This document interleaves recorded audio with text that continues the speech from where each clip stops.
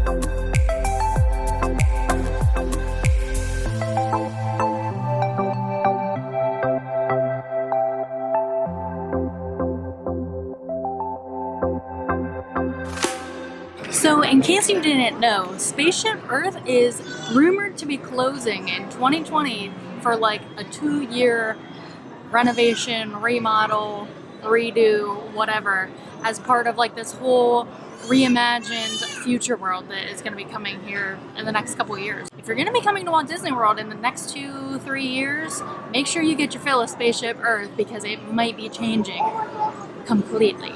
Now I'm actually going to be heading over to the Land Pavilion because I have a fast pass for Soarin' and then I have a fast pass for Living with the Land, and I think I'm basically just going to be spending my morning here in Future World, and I might head into Culinary Corridor just to grab a snack from Food and Wine Festival right before I leave, which by snack I mean dessert, and by dessert I mean that frozen hydrogen chocolate thing that I always get when I'm here.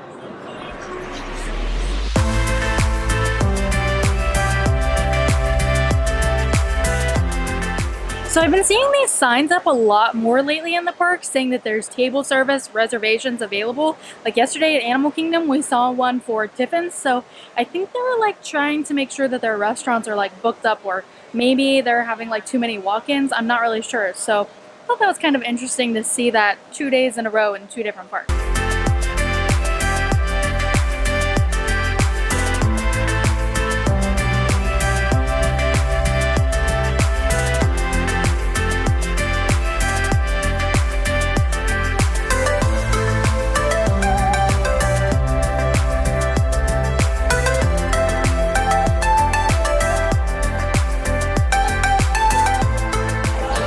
Okay, this might be hard to see, but this notification just popped up on my phone saying that there are reservations available at Le Cellier. So clearly they are trying to get people to book dining reservations. I just thought that was crazy. I saw that sign a few minutes ago, and now I just got this notification on my phone from the My Disney Experience app about booking a lunch reservation. But anyway, going to Soarin'.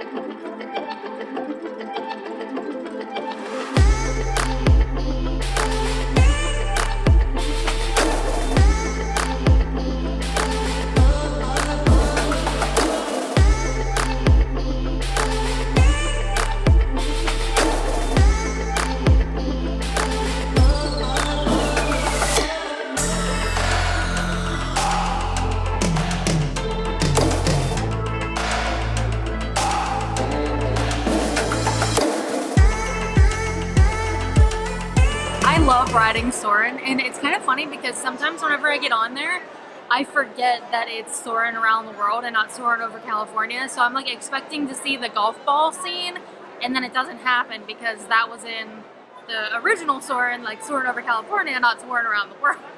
It was really great riding it this time because there was a little kid next to me, and every time something like came at the screen, like the bird and the plane, he like jumped and was like, oh my gosh, that scared me. And then like when we got into Epcot, he was like, oh my gosh, we're in Epcot, this is so cool.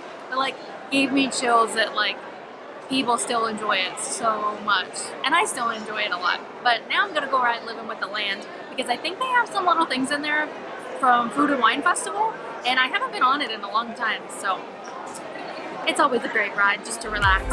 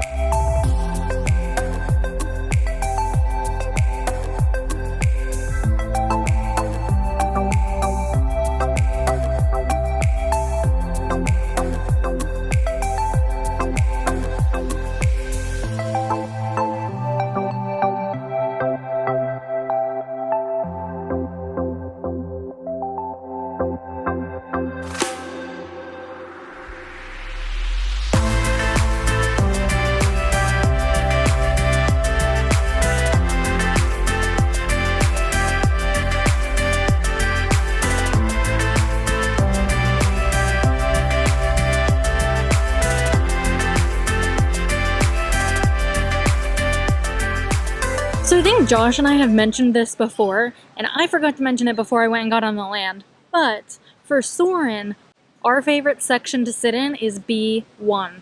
It gives you front row seat on Soarin', and you're up the highest, there's nobody's feet or anything blocking your view, you can't really see off to the side where like the screen gets cut off, and nothing on the picture is distorted, so it is the best place to sit. So I did wait for like 10 extra minutes just so I could sit in that spot, but I mean, I don't really have anything else to do, so I didn't mind waiting the extra couple minutes.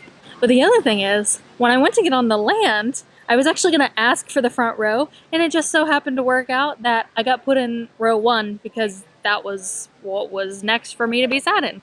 So it worked out perfectly. I always love whenever that happens. But yeah, on the land, they had all of these little signs to tell you which items at Food and Wine Festival, that garden vegetable or fruit or whatever, what dish that is in. I know last year we checked that out and I totally forgot about that this year, so I'm glad that I remembered last minute whenever I was booking my fast passes last night so that I could come see that again. And it's like almost hard to keep up with them because there's so many in there. I was like back and forth across the boat. Luckily I was the only person sitting in my row, so I was able to see everything. It's pretty awesome that they use food that's actually from the greenhouses here at the land for restaurants throughout Walt Disney World and for the Food and Wine Festival.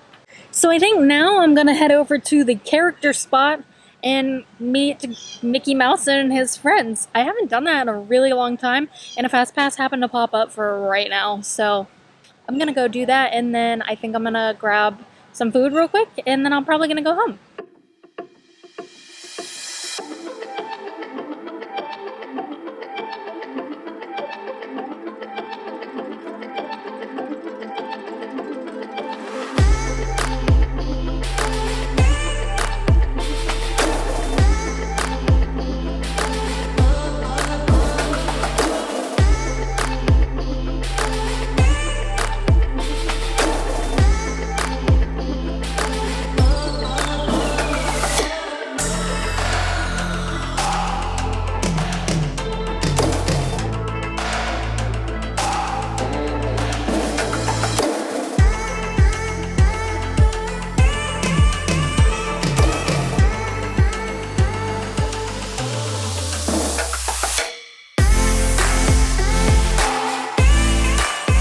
Let me just say, those were some awesome character interactions right there.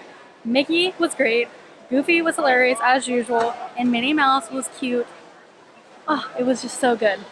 They were like so interactive and actually like took a minute with me, each one of them. And like, I'm pretty judgy about my character interactions, so those ones were really good. And Now I've got to decide I want to get a snack.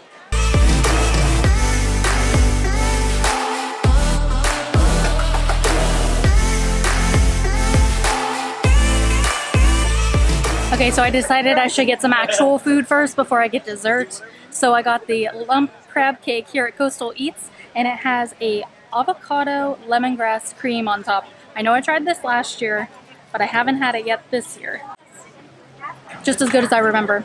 The avocado cream is nice and creamy on the top, and then there's a nice texture on the outside of that crab cake where it was seared. It's really good. Okay, now on to dessert, the good stuff.